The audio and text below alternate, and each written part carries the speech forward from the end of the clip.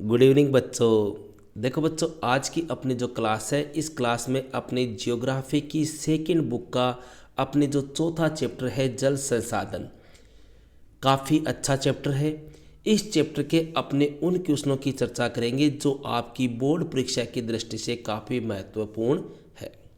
अब देखो, ब्लूप्रिंट के अकॉर्डिंग बात करें तो भैया यह है अपनी इकाई 3, तीसरी इकाई हो गई है, ठीक है। और तीसरी इकाई में भैया आपके 6 क्वेश्चन आएंगे टोटल और 14 अंक के आएंगे। सबसे ज़्यादा तीसरे चैप्टर से आएंगे जिसकी चर्चा अपने लास्ट की क्लास में कर चुके हैं। इस चैप्टर से भैया अपने इस बार 2025 की बोर्ड एग्ज़ाम में ओनली एक क्वेश्चन आएगा और वो 1.5 नंबर का आएगा। समझ रहे हो? तो देखो, यहाँ पर ये चीज़ें मैं इसलिए बता रहा हूँ क्योंकि कई बच्चे क्या होते हैं, ना तो ब्लूप्रिंट का अच्छी तरह से अध्ययन करते हैं। कई बच्चों को तो ये भी नहीं पता है, ये हालांकि ज़रूर से पता है कि 6 क्वेश्चन आएंगे, 14 नंबर के आएंगे, लेकिन कौन से चैप्टर से कितने आएंगे ये 90% बच्चों को अभी तक नहीं पता है। समझ रहे हो? तो यहाँ पर देखो, मेरे कहने का मतलब ये है कि आप जब भी तैयारी करो तो एक सिस्टमेटिक ढंग से करो।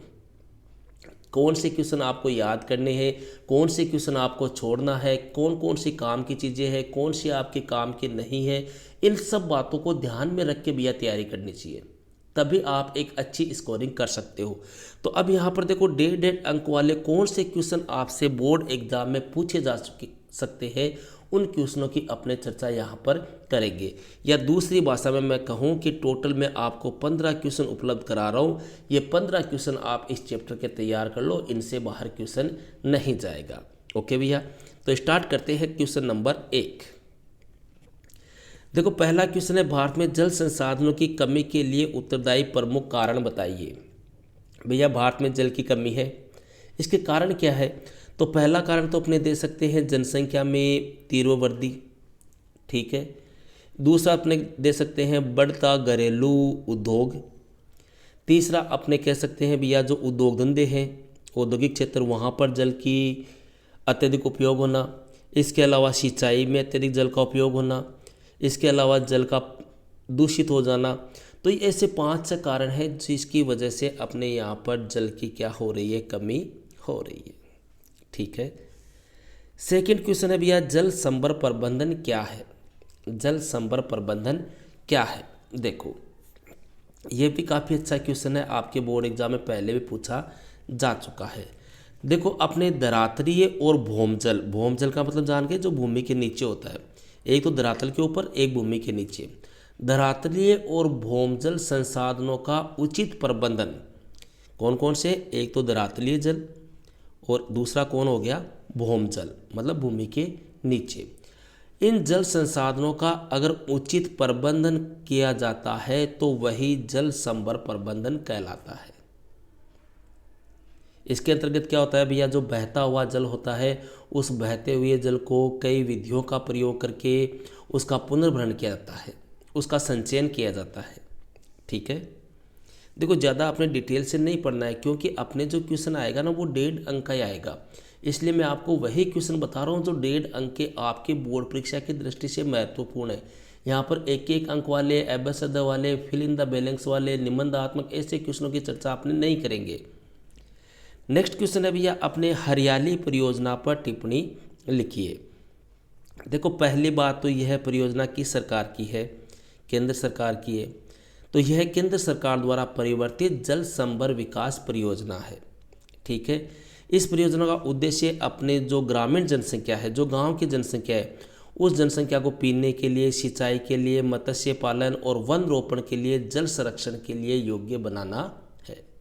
यह परियोजना लोगों के सहयोग से एक प्रकार से चलाई जा रही है। बस ये 5-7 लाइनें आपको लिखनी है।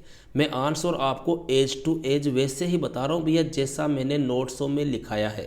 ध्यान रखना, मेरे नोट्स जो है उसमें भी ऐसी की ऐसी ही लाइनें लिखी हुई है जैसे मैं आपको बता रहा हूँ, बिल्कुल सिंपल लैंग्वेज में। तो जो बच्चे मेरे से नोट्स ले चुके हैं वो बच्चे नोट्सों को कम से कम 3 से 4 बार रिवाइज कर दे। आपको ये क्वेश्चन नोट्सों से ही तैयार करने हैं। ऐसे नहीं कि आपने कोई डेस्क वर्क ले ली, पासबुक ले ली या एक्सीलेंट की ले ली या कोई पर्सनल बैंक ले लिया, ऐसा कुछ नहीं लेना है। आपको आंसर भी मैं अपनी ही लैंग्वेज में, उसी लैंग्वेज में बता रहा हूँ जो अपने नोट्सों में है। तो जिन बच्चों के पास में नोट्स है वो तो नोट्स से तैयारी करो, और जिनके पास में नोट्स नहीं है वो कोई भी अदर कहीं से भी तैयारी कर सकते हो। आपके पास में पासबुक हो तो पासबुक या किताब, डेस्क वर्क, कहीं से भी। बस इतना ध्यान रखना है, ये क्वेश्चन आपके ज़रूर से तैयार होने चाहिए। नेक्स्ट क्वेश्चन की बात करते हैं भैया। क्वेश्चन नंबर 4 है अपने नदी बेसिन। नदी बेसिन किसे कहते हैं? देखो, नदी बेसिन बोल दो या कई बार क्या होता है कंफ्यूज करने के लिए आपको दे देगा नदी जल ग्रहण क्षेत्र। ठीक है, नदी जल ग्रहण क्षेत्र भी लिख देता है। तो अब अपने कंफ्यूज हो जाते हैं, गुरुजी नदी जल ग्रहण क्षेत्र क्या होता है? देखो सीधा सा ध्यान रख लो, एक नदी प्रवाहित होती हुई एक विशिष्ट क्षेत्र से अपना जल बहाकर लाती है। जैसे मान लो ये नदी है, ये इस क्षेत्र से इस प्रकार से बहती हुई अपना जल बहाकर ला रही है। ठीक है, तो यह जो क्षेत्र है ना, जिधर से ये आ रही है बहती हुई, पानी आ रहा है, इसी को अपने नदी जल ग्रहण क्षेत्र या नदी बेसिन कहते हैं। क्लियर है? कुछ बच्चों के कमेंट आ रहे थे कि सर आप आंसर धीरे धीरे स्पष्ट लैंग्वेज में बताओ, क्योंकि कई बच्चे नोट भी कर रहे हैं साथ साथ में। आपने पिछले 1-2 वीडियो में इस प्रकार के कमेंट आए थे, तो वापस बोल देता हूँ भैया। एक नदी प्रवाहित होती हुई एक विशिष्ट क्षेत्र से अपना जल बहाकर लाती है, यह क्षेत्र ही नदी जल ग्रहण क्षेत्र या नदी बेसिन कहलाता है। ठीक है, नेक्स्ट क्वेश्चन है भैया, भारत में जल से संबंधित प्रमुख समस्याएं बताइए। अब भारत में जल से संबंधित कौन कौन सी समस्याएं आ रही है भैया? 4-5 पॉइंट आपको लिखाए हुए हैं। एक तो जल प्रदूषण, समझ रहे हो, जल प्रदूषण होने की वजह से या जल के दूषित होने की वजह से जल की गुणवत्ता में क्या आ रही है? कमी आ रही है। दूसरा आप लिख सकते हो कि जनसंख्या अधिक बढ़ रही है, अधिक जनसंख्या बढ़ने के कारण जल की उपलब्धता में कमी आ रही है। ठीक है, इसके अलावा आपने कह सकते हैं कि पेयजल का उपयोग जो है वो कृषि, घरेलू कार्यों में, औद्योगिक कार्यों में करने की वजह से एक प्रकार से जल की क्या आ रही है? कमी आ रही है। तो इस प्रकार की 3-4 समस्या आपको ध्यान रखनी है। नेक्स्ट क्वेश्चन है भैया, बड़ा अच्छा क्वेश्चन है ये भी। जल संभर विकास से प्राप्त किए जा सकने वाले कोई 4 उद्देश्य बताइए। जल संभर विकास का मतलब जल को एकत्रित करना। ठीक है, अब उससे कौन कौन से उद्देश्य प्राप्त हो सकते हैं भाई? उससे अपने कृषि की जा सकती है उस जल से, तो कृषि उत्पादन में वृद्धि हो गई। ठीक है, कृषि योग्य भूमि का संरक्षण हो सकता है, पारिस्थितिकी ह्रास को रोका जा सकता है। ठीक है, इसके अलावा वानिकी और वनों का विकास हो सकता है, प्राकृतिक संसाधन एवं मानव समुदाय के मध्य संतुलन लाया जा सकता है। तो इस प्रकार के 5-7 पॉइंट है भैया, आपको कोई भी 4 पॉइंट इनके ध्यान रखने हैं। नेक्स्ट क्वेश्चन की बात करते हैं भैया। नेक्स्ट क्वेश्चन ये भी अच्छा क्वेश्चन है। भौम जल भंडार के पुनः भरण की कम मूल्य की तकनीक कौन सी हो सकती है? पुनः भरण की, तो देखो इसकी कई तकनीक है। जैसे एक तो अपने वर्षा जल संग्रहण है। वर्षा जल संग्रहण का मतलब समझ के, अपने बरसात हो रही है, बरसात के समय छत का जो पानी है उसको क्या करना? इकट्ठा कर लेना। इसके अलावा भैया जो खुदे हुए कुएँ हैं उन कुओं का पुनर्भरण। ठीक है, इसके अलावा नलकूप है, उन नलकूपों का पुनर्भरण। इसके अलावा कुछ रिसाव वाला जल है उसके लिए गड्ढों का निर्माण, खेतों के चारों ओर बंदिकाएँ और रोक बांध बनाना। इस प्रकार के 5-7 पॉइंट आप इसमें लिख सकते हो। नेक्स्ट है भैया, लेंगुन किसे कहते हैं? लेंगुन, ये भी बड़ा अच्छा क्वेश्चन है। लेंगुन देखो सीधी भाषा में आपको बताऊं तो भैया जो खारा पानी होता है ना, खारे पानी की झीलें मान लो या खारा जल मान लो, उसको अपने लेंगुन कहते हैं। समझ रहे हो? ये अपने मुख्य रूप से जैसे केरल है, उड़ीसा, आंध्र प्रदेश, पश्चिम बंगाल, इन राज्यों में ये लेंगुन या इसको अपने दूसरी भाषा में कहे पश्च जल। ठीक है, ये काफ़ी ज़्यादा वहाँ पर पाया जाता है। ठीक है, उपयोग की बात करें तो भैया इसका उपयोग जो है वो अपने खारे पानी का क्या उपयोग हो सकता है? जैसे एक तो चावल की कुछ निश्चित किस्में जो है उसके लिए खारा जल उपयोग में ले सकते हैं। नारियल की कृषि है उसमें उपयोग में ले सकते हैं। इसके अलावा यहाँ पर अपने मत्स्य पालन का कार्य किया जा सकता है। तो ये अपने क्या है, लेंगुन के कोई 2 उपयोग, आपकी इच्छा के अकॉर्डिंग कोई भी 2 लिख सकते हो। अच्छा क्वेश्चन है, ध्यान आपको रखना है। नेक्स्ट है, भौम जल संसाधनों के अधिक उपयोग से, मतलब उनका ज़्यादा उपयोग करने से होने वाले कोई 3 दुष्परिणाम बताइए। मतलब आप भौमजल का ज़्यादा से ज़्यादा प्रयोग करोगे तो क्या होगा भैया, सीधी सी बात है कि भौमजल स्तर जो है वो क्या चला जाएगा, नीचे चला जाएगा। ठीक है, इसके अलावा फ्लोराइड जो है उसकी मात्रा बढ़ जाएगी, क्योंकि राजस्थान और महाराष्ट्र में अधिक जल निकालने के कारण जो भूमिगत जल होता है ना उसमें फ्लोराइड ज़्यादा है तो वो आने लग जाएगा।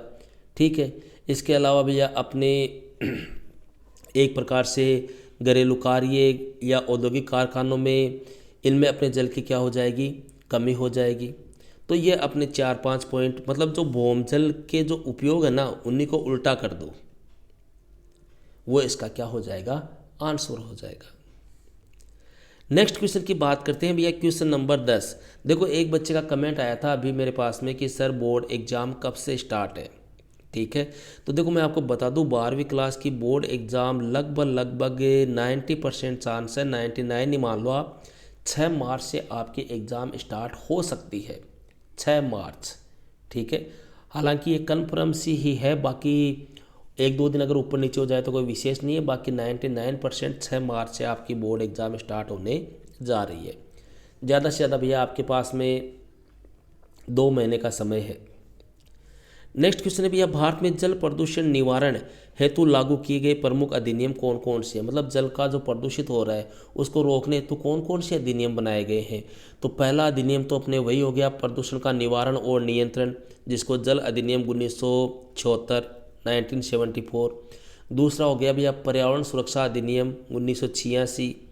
तीसरा अपने लिख सकते हो जल उपकर अधिनियम 1977। ये 3 अधिनियम मेरे आपको लिखाए हुए हैं, ये तीनों आपको आंसर में लिखने हैं। नेक्स्ट क्वेश्चन देखो भैया, जिन बच्चों के पास से मेरे नोट्स नहीं है वो बच्चे इन क्वेश्चनों को कॉपी में नोट कर ले, कॉपी में नोट कर लो, फिर आप चाहे तो पासबुक से याद कर लो, चाहे किताब से याद कर लो, या आपके पास में और किसी भी टीचर के नोट्स हो तो आप वहाँ से याद कर सकते हो। क्लियर है। नेक्स्ट क्वेश्चन है भैया, जल संरक्षण क्यों आवश्यक है, इसके क्या उपाय हो सकते हैं। अब भैया जल का संरक्षण करना क्यों आवश्यक है, पहली बात इसके उपाय क्या हो सकते हैं। जल संरक्षण क्यों आवश्यक है, इसके क्या उपाय हो सकते हैं। देखो इसके उपायों की बात करें तो जल संरक्षण क्यों आवश्यक है भैया, जल संरक्षण से देखो अपने घरेलू कार्य में उपयोग में आता है। ठीक है, उद्योग धंधों में उपयोग में आता है, मत्स्य पालन में उपयोग में आता है, छोटे मोटे उद्योगों में काम में आता है, सिंचाई में काम आता है। इस प्रकार से कई कार्य जो है वो जल से होते हैं, इसलिए जल का संरक्षण करना हमारे लिए क्या है, आवश्यक है। अब दूसरी बात आती है इसके क्या उपाय हो सकते हैं। तो उपायों के लिए देखो आपके कई उपाय मैंने आपको बताए हैं, कई विधियां बताई हैं। ठीक है, जैसे जल संभर विकास, वर्षा जल संग्रहण के पुनर्चक्रण और पुनः उपयोग तथा लंबे समय तक जल की आपूर्ति के लिए जल के संयुक्त और सीमित उपयोग को बचा कर रखना। ठीक है, वर्षा का जल एकत्रित करना, इस प्रकार के कई उपाय जो है वो अपने किए जा सकते हैं। नेक्स्ट क्वेश्चन आ रहा है भैया, जल की गुणवत्ता से क्या आशय है, जल की गुणों का ह्रास क्यों होता है। देखो जल की गुणवत्ता का मतलब जल की क्वालिटी, या दूसरी भाषा में अपने कह दे जल की शुद्धता।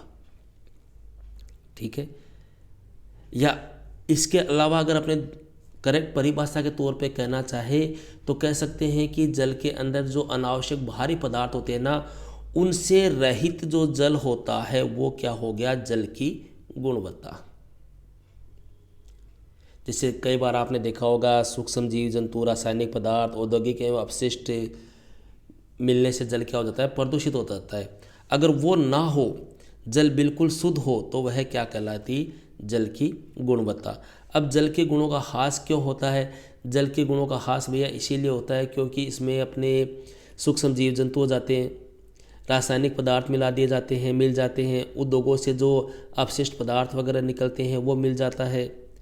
ठीक है, ऐसे कई विषैले पदार्थ इसमें मिल जाते हैं जिसकी वजह से क्या होता है, एक प्रकार से जल का ह्रास हो जाता है। नेक्स्ट क्वेश्चन है भैया, जल क्रांति अभियान के बारे में आप क्या जानते हैं। बड़ा अच्छा क्वेश्चन है। देखो पहली बात तो यह अभियान भैया भारत सरकार के द्वारा चलाया गया था। क्लियर है। इस अभियान का प्रारंभ हुआ था 2015-16 में। ठीक है, और इसका उद्देश्य है देश में प्रति व्यक्ति जल की उपलब्धता को सुनिश्चित करना। क्लियर है। इसके बारे में और भी आप अपना लिखना चाहो तो लिख सकते हैं कि इसके कई इस क्रांति की या इस अभियान के अंतर्गत कई गतिविधियां प्रस्तावित की गई, जैसे जल ग्राम बनाने के लिए देश के 672 जिलों में से प्रत्येक जिले में एक ग्राम जिसमें जल की कमी है उसे चुना गया। जल प्रदूषण को कम करने के लिए कई कार्यक्रम चलाए गए। लोगों में जागरूकता फैलाने के लिए radio, TV, print media, poster इनका माध्यम बनाया गया। तो इस प्रकार से 10 से 12 लाइन में आपको इसका क्या देना है, आंसर देना है। एक पेज में मेरा आपको पूरा लिखाया हुआ है। देखो यहाँ पर भैया मैं आपको डिटेल से नहीं बता रहा हूँ, मैं आपको सिर्फ मोटा मोटा बता रहा हूँ, क्योंकि ये सब कुछ मेरा पढ़ाया हुआ है, सब कुछ आपको लिखाया हुआ है। मेरा सिर्फ मकसद है आपको मोस्ट क्वेश्चन उपलब्ध कराना, ताकि आप अपनी तैयारी को पहले से ज़्यादा बेहतर बना सको, बस। नेक्स्ट क्वेश्चन है भैया, वर्षा जल संग्रहण से आप क्या समझते हैं? इसके कोई 2 लाभ बताइए। वर्षा जल संग्रहण का मतलब क्या हो गया? वर्षा का मतलब हो गया बरसात, जल संग्रहण का मतलब बरसात के जल को क्या करना, एकत्रित करना या इकट्ठा करना, सीधी सी बात है। ठीक है। अब बात आती है इसके कोई 2 उपयोग बताइए। उपयोग बहुत सारे हैं भैया, कुछ भी उपयोग में ले सकते हो आप। भाई बरसात का जल है उसको आप पीने के काम में भी ले सकते हो, आप उसको घरेलू कार्यों में भी काम में ले सकते हो, आप सिंचाई में भी काम में ले सकते हो। ठीक है। आप इसको 2 धंधों में भी काम में ले सकते हो, आप मत्स्य पालन भी कर सकते हो, आप नौकायान में भी काम में ले सकते हो। बहुत सारे उपयोग है, जो भी आपको इच्छा हो, कोई भी 4-5 पॉइंट आपको ध्यान रखने हैं। नेक्स्ट और अंतिम क्वेश्चन है भैया, भारतीय राष्ट्रीय जल नीति 2002 की प्रमुख विशेषताएं बताइए। देखो एक बात ध्यान रखना, यह भारत की पहली राष्ट्रीय जल नीति है। ठीक है। अब इसकी विशेषताओं की बात करें तो भैया विशेषताओं में जैसे अपने पहले विशेषता देते कि सिंचाई व अन्य कार्यों में पेयजल का सीमित उपयोग करना चाहिए। मतलब सिंचाई कर रहे हो या आप कोई भी कार्य कर रहे हो तो जल का आपको कम से कम उपयोग करना है, जितनी आवश्यकता हो उतना ही। दूसरी विशेषता आप लिख दो कि जल का सबसे पहली बार उपयोग या जल जो है वो सबसे पहले मनुष्य और प्राणियों को प्राप्त होना चाहिए, बाकी बाद में आप उसको अदर काम में ले सकते हो। तीसरा आप लिख सकते हो कि भूमिगत जल के हो रहे अत्यधिक शोषण को सीमित और नियमित करने के लिए उचित उपाय करने चाहिए। इसके अलावा जो सतही जल है या भौम जल है उसकी गुणवत्ता की जांच करनी चाहिए और गुणवत्ता को सुधारने के लिए प्रयास करना चाहिए। ठीक है। इसके अलावा भैया शिक्षा विनिमय उपक्रमों प्रेरकों इनके द्वारा जल संरक्षण के प्रति लोगों में चेतना बढ़ानी चाहिए, लोगों को जागरूक करना चाहिए। इसके अलावा जिन क्षेत्रों में मान लो जल का पेयजल का कोई स्रोत नहीं है वहाँ बहुउद्देशीय परियोजनाओं में पीने के जल की उपलब्धता सुनिश्चित करनी चाहिए। तो इस प्रकार के मेरे ख्याल से मैंने आपको 8 से 10 विशेषताएं इसकी लिखाई है। 1.5 नंबर का क्वेश्चन आएगा तो कम से कम 4-5 विशेषताएं आपको ज़रूर से ध्यान रखनी है। क्लियर है। तो ये था भैया अपने जियोग्राफी की सेकंड बुक का चैप्टर 4 जल संसाधन, इसके बोर्ड परीक्षा की दृष्टि से बनने वाले अति महत्वपूर्ण क्वेश्चन। ओके भैया, तो मिलते हैं नेक्स्ट वीडियो में नेक्स्ट टॉपिक के साथ। That's all.